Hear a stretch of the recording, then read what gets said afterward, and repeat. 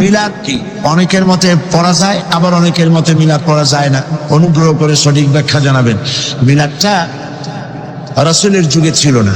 মিলাদ মানে জন্ম, মৌলুদ থেকে মিলাদ। তখন এই মিলাদটা রাসূল সাল্লাল্লাহু আলাইহি ওয়াসাল্লামের জন্ম বৃত্তান্ত। এই জন্ম বৃত্তান্তের যে সিস্টেম আমাদের দেশে উপমহাদেশে চালু হয়েছে, কতগুলো লোক এক জায়গায় বসে তারপরে সব দাঁড়াইয়া নবী সালাম আলাইকা কোরআন সুরে সমস্বরে একযোগে পড়ল। এইটা রাসূলের যুগে ছিল না, এটা সাহাবায়ে কেরামের যুগে ছিল না, এটা তাবিঈনদের যুগে ছিল না, এটা তাবিঈনদের যুগে ছিল না।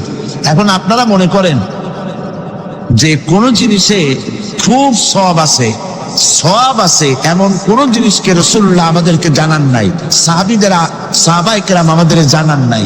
আপনারা কি এই ধরনের বিশ্বাস করবেন? এরকম বিশ্বাস করবেন? যাতে সওয়াব আছে রাসূলুল্লাহ সব আমাদের জানাইছেন, সাহাবায়ে কেরাম আমাদের সব জানাইছেন। মিলাদে যদি সওয়াব থাকতো তো রাসূলুল্লাহ বললেন না কেন? সাহাবীদের চাইতে আমরা কি বেশি রাসূলুল্লাহকে ভালোবাসতে পারবো? জবাব দেন, পারবো? তো যদি এইটা রাসূলুল্লাহর ভালোবাসার কারণে হয়, তাহলে সাহাবীরা কেন মিলাদ পড়েননি? তারা কেন নবী সালাম আলাইকা ইয়া রাসূল সালাম আলাইকা একযোগে দাঁড়ায় পড়ে নাই? এই কথা বলি বোঝেন আপনারা? রাসূলের যুগে নাই, সাহাবীদের যুগে নাই, তাবিঈনদের যুগে নাই, তাবিঈনদের যুগে নাই। রাসূলুল্লাহর ইন্তেকালের 600 বছর পর মিলাদ আবিষ্কার হয়েছে। এইরকম একটা সুস্পষ্ট বিদআত মুসলমানদের পালন করা উচিত নয়। রবিউল আউয়াল মাস যখন আসে, ব্যানারটা নাই, শামিয়ানাটা নাই, রাস্তাগুলিতে ফ্ল্যাগ লাগাই আর আলোক সজ্জা করি। মন্ত্রীরা আসেন, নেতারা আসেন, সিরাতুন নবী মাহফিলে দাঁড়ায় বলেন নবীর আদর্শ অনুসরণ করা ছাড়া উপায় নাই। অথচ ওনার পা থেকে শুরু করে মাথা পর্যন্ত নবীর আদর্শ নাই। আবার এই নেতা রামকৃষ্ণ মিশনে, রামকৃষ্ণ পরমহংসদেব তার মঞ্চে গিয়ে বলেন রামকৃষ্ণের নীতি ছাড়া বিকল্প কিছুই নেই।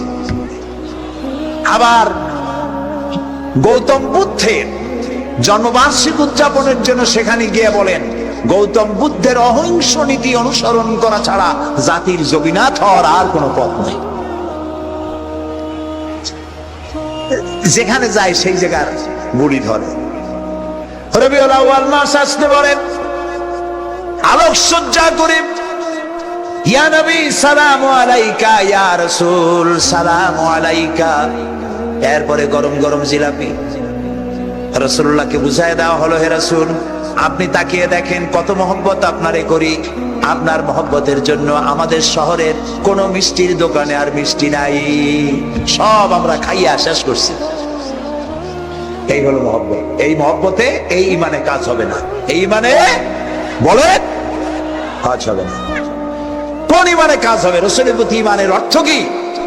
এর অর্থ হচ্ছে নবী করিম সাল্লাল্লাহু আলাইহি ওয়াসাল্লাম আমাদের রাসূল, আমাদের নেতা। আমাদের রাসূল আমাদের নেতা, আমরা তার উম্মত, তার অনুসারী। অনুসারীর কাজ কি? নেতার পূর্ণাঙ্গ অনুসরণ করণ, রাসূলুল্লাহর আনুগত্য করতে হবে। এটা কে বলেছেন?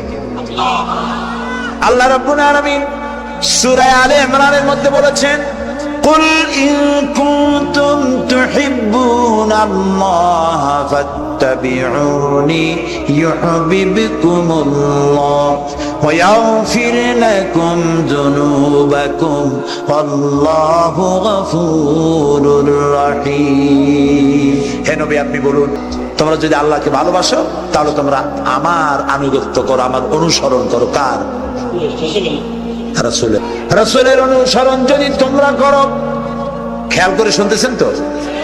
আল্লাহ তাআলা বলছেন নবী আপনি বলেন তোমরা যদি আল্লাহকে ভালোবাসো, তোমাদের এই দাবি যদি সত্য হয়, তাহলে আমার অনুসরণ করো, আমার আনুগত্য করো। আমার অনুসরণ, আমার আনুগত্য করলে পরে তোমাদের কে আল্লাহ রাব্বুল আলামিন ভালোবাসবেন এবং তোমাদের তামাম জিন্দেগীর সমস্ত গুনাহ খাতা আল্লাহ তাআলা মাফ করে দিবে। আমরা কি গুনাহ মাফ করাইতে চাই? বলেন চাই? আসুন রাসূলের আনুগত্য করুন। রাসূলের আনুগত্য কিরকম? রাসূল যেভাবে মুছ কাটছে আমরা সেইভাবে মুছ কাটবো। তিনি দাড়ি যেভাবে রাখছেন আমরা সেইভাবে রাখবো। তিনি চুল কাটছেন যেভাবে সেইভাবে করবো। তিনি পায়ের নখ হাতের নখ যেভাবে কাটছেন সেইভাবে করব। তিনি যেভাবে বিবাহ করেছেন সেই সুন্নত অনুযায়ী বিবাহ, তিনি যেভাবে দেশ চালাইছেন সেইভাবে দেশ চালাবো। রসুলের অনুসরণের অর্থ শুধু এই নয় যে তিনি যেভাবে সুরমা লাগাইছেন আমি ওইরকম সুরমা দেবো, তিনি যেভাবে কদু খাইছে আমিও কদু খাবো, এইটা নয়। এটা নয়, শুধু রসুলের আনুগত্য হবে মুরগির ফার্ম থেকে শুরু করে জাতিসংঘ পর্যন্ত।